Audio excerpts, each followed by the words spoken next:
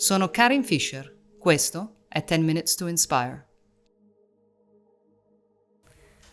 Hello, Elina Berrebi. Welcome to the podcast Tech.Emotion, 10 Minutes to Inspire. Hi, Karin. Thank you for having me. And so, Elina, tell us a little bit about yourself. So I'm an engineer by background, then became investor in the private equity and growth space. And now I'm also an entrepreneur investor, because I founded Revaia, which is a growth investment firm specialized in sustainable innovation. So we invest in European companies that we aim to grow to a global leadership. Okay, so sustainability, tell us a little bit more. Sometimes it's a word that means a lot, but let me understand what it means for you. In our goal of identifying the future leaders of tomorrow, we have to first think of themes that are going to be dynamic and be value additive across many cycles and all the many crises that we go through. We're going through, obviously, a climate crisis. We're going through a number of societal crises across the globe. And our role is to select the themes that are going to resist all of that. It's also to help the companies beyond their business model, but through their business practices, to embed all of these changes. So that means making sure that society as a whole benefits from what they do, whether they have or not a direct impact. That means growing their employees and sharing the value in a way that can attract all types of talent to their companies.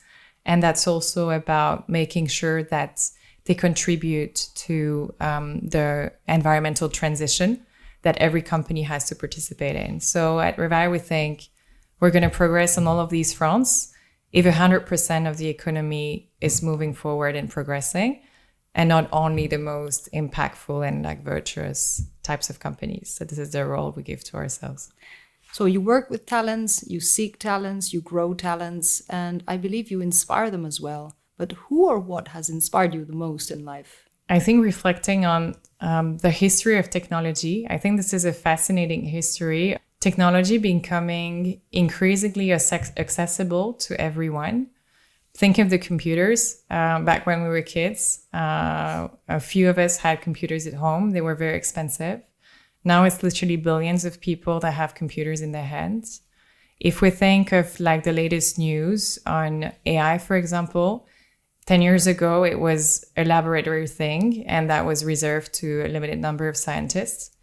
Now everyone can interact with an actual AI and create things and drive value out of that. So I think what's very inspiring about innovation, it's the fact that it starts small and it starts hidden and it starts only with experts. And then it grows and it's really across all layers of society, all ages, all industries. And I think the beauty of the democratization of technology is something that fascinates me. And correlated to that, there's the beauty of tech that can make many services accessible to those that had not access to it. That's why at Revaia, we focus a lot on financial inclusion. So our interest in the fintech space is not so much catering to the wealthy, but rather than that, we look at technologies that help literally millions of everyday people have access to better financial services. So that's one example. Think about the health tech space.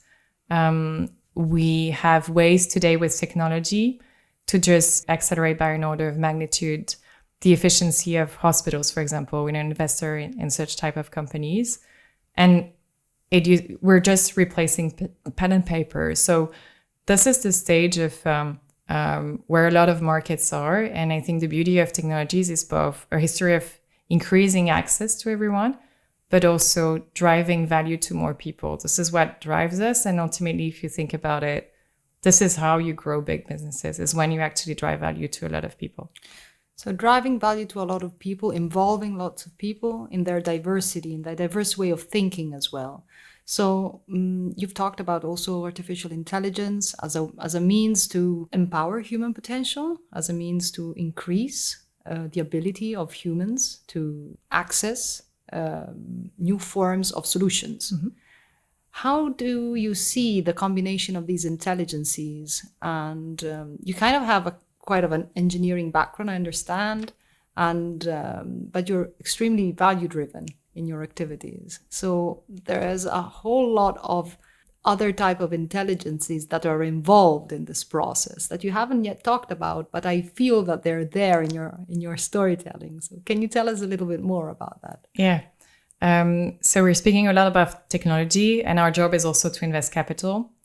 But all of that goes well together if we have, obviously, great human talent involved in that. And I want to speak, we touched on AI. I'd love to touch on, governance surrounding that. So typically, governance is an integral part of our sustainability strategy. It's a strong pillar in E, S, and G. So what does it mean, governance? It means finding out there the best talent to advise your companies. It means finding a diversity of talents. So you have all the different stakeholders of your environment, of society, of the planet that are represented on your board. And this is critical for any business. This is an area where the tech space in general is lagging behind. Why is that so? It's because tech companies, it's understandable. They're heads down. They have to create a product. They're out of the garage, and then the next day they have to open many countries and so on. So they have just so much on their plate that governance probably comes a bit later. But at Revaia, because we're a growth stage investor, we do put a lot of emphasis on making sure we get that governance to the best international standards. And where I think collectively we have to accelerate is because in, let's say, traditional tech businesses, we're not there yet in terms of governance. I'm worried that if we now have to deal with governing machines and influencing machines, I'm worrying that we're not putting the right talent around the table and not yet putting the right standards in terms of implementing that governance, selecting the people, and so on. So what type of competence do we need? What type of people do we need? Complex question. I think you have to involve, obviously, technologists, so people that do understand the science behind. And it's hard to have the people that understand the science that also understand like the climate impact and the societal impact.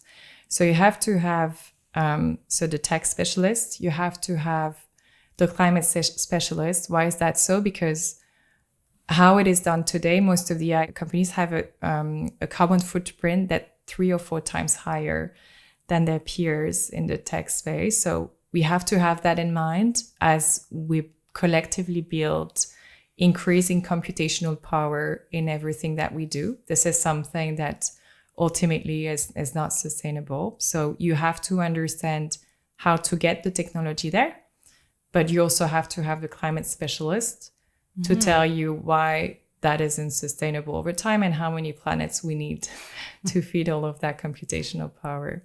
And I think where I'm very hopeful is the sheer power of the tech again. Decarbonation of tech in general is one of our top investment priorities. Okay. And we're seeing that there are some solutions that just by making simpler code are just 10 times more energy efficient than others. So I think this order of magnitude is not yet something that we see in other industries. If we think of the aviation industry, I don't think yet we have technologies that can decrease by 10 times the carbon footprint of our flights, but we're going to get there. Right.